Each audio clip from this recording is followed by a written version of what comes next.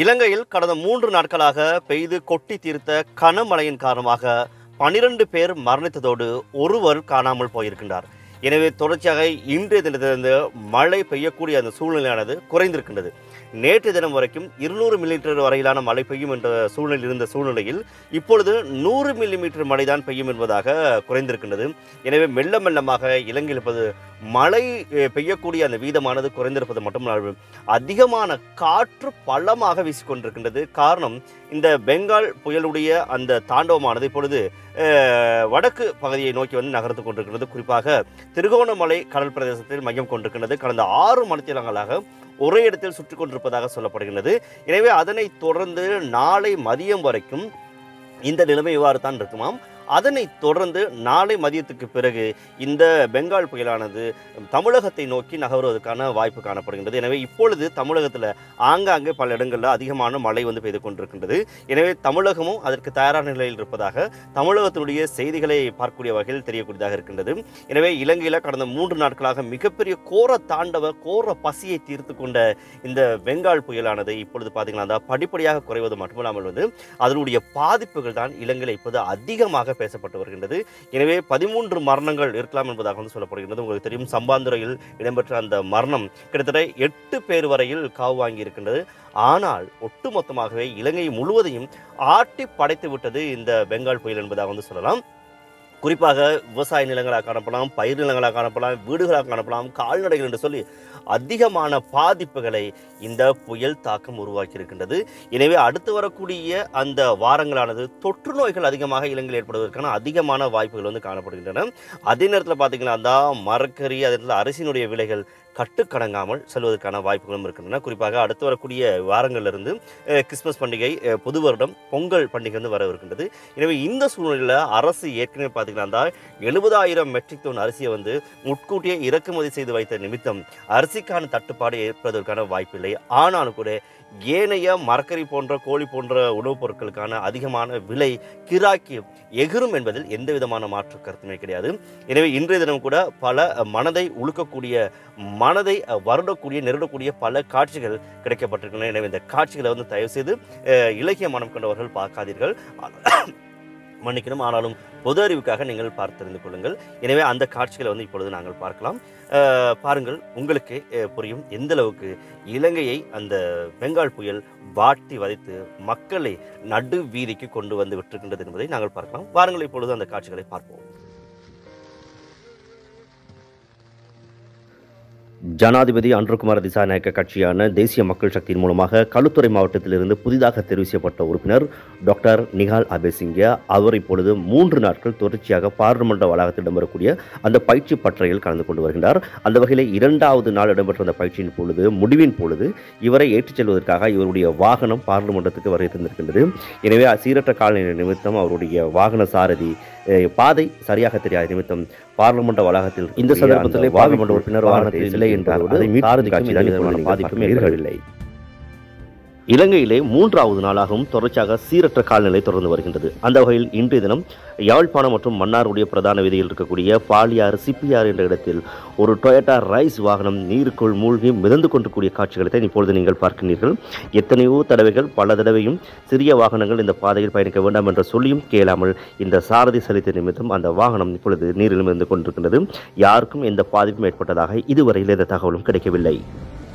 உங்கள் அனைவருக்கும் தெரிந்திருக்கும், நேற்று முன்தினம் சரியாக மாலை 4 மணி அளவில் உளவு இயந்திரத்தின் மூலமாக சென்ற 8 பேரில் இப்பொழுது 6 பேருடைய சடலங்கள் மீட்கப்பட்டிருக்கின்றன. அந்த உளவு இயந்திரத்திலே 4 மாணவர்களும், ஒரு சாரதியும், அதே நேரத்தில் அந்த சாரதியுடைய நண்பரும், ஒரு பொதுமகனுமாக சேர்ந்து 6 பேர் மரணித்திருக்கிறார்கள். ஒட்டுமொத்தமாக அந்த உளவு இயந்திரத்திலே 8 பேர் பயணித்திருக்கிறார்கள். அதில் 2 உடலங்கள் இப்பொழுது வரை தேடி கண்டுபிடிக்கப்படவில்லை. எனவே ஒட்டுமொத்தமாக அந்த உளவு இயந்திரத்தில் 8 பேர் பயணித்திருப்பதாக சொல்லப்படுகின்றது. எனவே இந்த செய்தியுடைய புதிய திருப்பமாக அந்த உளவு இயந்திரத்தினுடைய உதவியாளர் இப்பொழுது கைது செய்யப்பட்டிருக்கின்றார். பணத்துக்கு ஆசைப்பட்டு சட்டவிரோதமான முறையில் அதிகமான நபர்களை அந்த வண்டியில் ஏற்றிய நிமித்தம்தான் பாதை தெளிவில்லாமல், பாரம் தாங்க முடியாமல் அந்த விபத்து ஏற்பட்டதாக இப்பொழுது போலீசார் அவரை கைது செய்திருக்கிறார்கள். தொடர்ச்சியாக அவரிடம் விசாரணைகளும் இடம்பெற்று வருகின்றன. இப்பொழுது நீங்கள் பார்க்கும் இந்த ட்ரோன் காட்சிகளானது பொலனறுவை மாவட்டத்தின் சில விவசாய நிலங்கள் நீருக்குள் முற்றுமுழுதாக மூழ்கி இருக்கக்கூடிய காட்சிகளை நீங்கள் பார்த்து கொண்டிருக்கின்றீர்கள். இந்த வீதியானது மனம் பிட்டிய பாதையாக காணப்படுகிறது. இந்த பாதை ஒட்டுமொத்தமாக நீரில் மூழ்கியுள்ளதோடு அக்கம் பக்கத்தில் இருக்கக்கூடிய வீதிகளும் வீடுகளும் விவசாய பயிர் நிலங்களும் அதிகமாக பாதிப்படைந்துள்ளன. எனவே இன்றைய தினம் சற்று குறைவான மழை வீழ்ச்சி அங்கே பதிவாகியிருப்பது நிமித்தம் வெகுவாக இங்கே இருக்கக்கூடிய நீர்நிலைகள் குறைந்து வருவதாக சொல்லப்படுகிறது. எனவே உங்களால் பார்க்கக்கூடியதாக இருக்கும் இந்த ட்ரோன் மூலமாக எடுக்கப்பட்ட காட்சிகள் தான் இப்பொழுது உங்களுடைய கண்களுக்கு தெரியக்கூடியதாக இருக்கும். எங்கு பார்த்தாலும் வெள்ளக்காடாகவே காணப்படுகின்றன. நிறைய வீடுகளும் விவசாய பயிரிலங்களும் ஆலயங்களும் தேவாலயங்களும் மூழ்கி இருக்கக்கூடிய காட்சிகளை தான் நாங்கள் பார்க்கின்றோம். இது பொலனறுவ மணம்பிட்டியினுடைய பிரதான வீதி.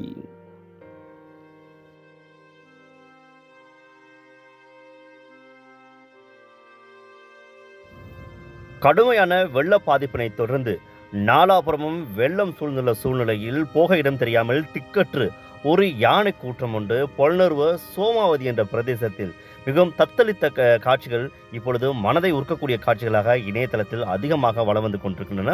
காரணம், அந்த யானைகளுக்கு பாதைகள் எங்கே செல்வதென்று தெரியவில்லை. எனவேதான் அந்த யானைகள் இருந்த இடத்திலேயே அப்படியே உணவின்றி பல மணி நேரங்களாக அந்த இடத்திலேயே தவித்த பல காட்சிகளை பலரும் கண்டிருக்கிறார்கள். எனவே இந்த யானையை மீட்டெடுப்பதற்காக இராணுவத்தினரும் விமானப்படையினரும் பல்வேறு வகையில் பிரயத்தனங்களை மேற்கொண்டு தொடர்ச்சியாக அந்த யானைகளுக்கான பாதுகாப்பினை வழங்கியிருக்கிறார்கள். இந்த காட்சிகளானது இன்றைய தினம் இலங்கையில் அதிகமாக பேசப்படும் பகிரப்படும் காட்சிகளாக பதிவாகியிருக்கின்றன.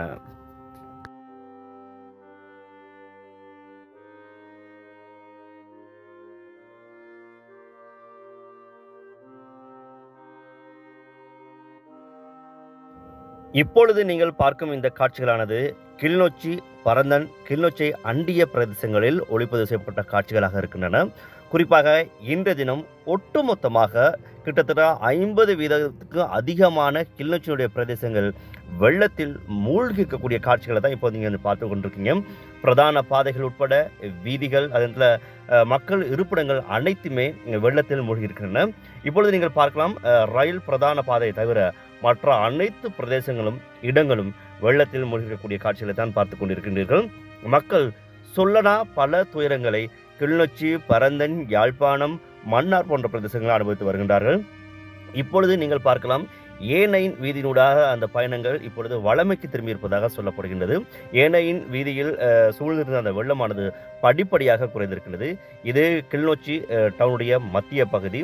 நேற்றைய தினம் மாவீரத்தினத்துக்காக அந்த நகரமானது உலாக்கோலம் பூண்டிருந்தது.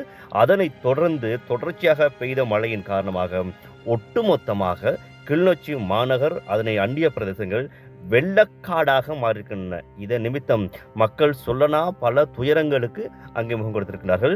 கிளிநொச்சி பிரதேசத்தில் பரந்தன் பிரதேசத்தில் இருக்கக்கூடிய அந்த பிரதான வாவியும் திறக்கப்பட்டது நிமித்தம் நிறைய வெள்ளம் அங்கே அணையை உடைத்து கொண்டு போவது போன்று அதிகமாக நீரேந்து பிரதேசங்களை நோக்கி அந்த வெள்ளம் பாய்ந்து சென்றதையும் நீர் இறங்கி சென்றதையும் உங்களால் காணக்கூடியதாக இருக்கிறது. இதே நேரத்தில் பார்த்தீங்கன்னா கிளிநொச்சியில் மக்கள் அனைவரும் இந்த பகுதிக்கு வருகை தந்து இந்த காட்சிகளை பார்த்தது மட்டுமில்லாமல் அந்த வாவிலிருந்து வெளியில் வரக்கூடிய இடங்களில் இருக்கக்கூடிய மீன்களையும் சந்தோஷமாக பிடித்து மகிழ்ந்து தங்களுடைய இன்றைய பொழுதை கழித்திருக்கிறார்கள். எனவே இதுவும் கூட இலங்கையில் இன்றைய தினம் மிக முக்கியமான வடக்கில் பதிவான காட்சிகளாக இருக்கின்றன. அதே நேரத்தில் பார்த்தீங்கன்னா இன்றைய தினத்திலிருந்து படிப்படியாக வெள்ள நீர் பல பிரதேசங்களை வடிந்து வருகின்றன. குறிப்பாக வடக்கு யாழ்ப்பாணம் கிளிநொச்சி மன்னார் போன்ற பிரதேசங்கள் மழை குறைவாக காணப்படுகின்றது.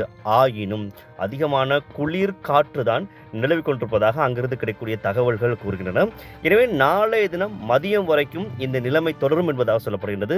நாளை மதியத்திற்கு பிறகுதான் இந்த காற்று மற்றும் இந்த பெங்கால் சூறாவளியுடைய தாக்கம் இலங்கை விட்டு விலகிச் செல்லும் என்பதாக சொல்லப்படுகின்றது. எனவே அதனைத் தொடர்ந்து நாளை மதியத்துக்கு பிறகு இந்தியாவினுடைய தமிழ்நாட்டை நோக்கி இந்த பெங்கால் புயல் நகரவிருக்கின்றது. எனவே இப்பொழுது சென்னையினுடைய பல பாகங்களில் ஆங்காங்கே மழை பெய்து கொண்டிருக்கின்றது.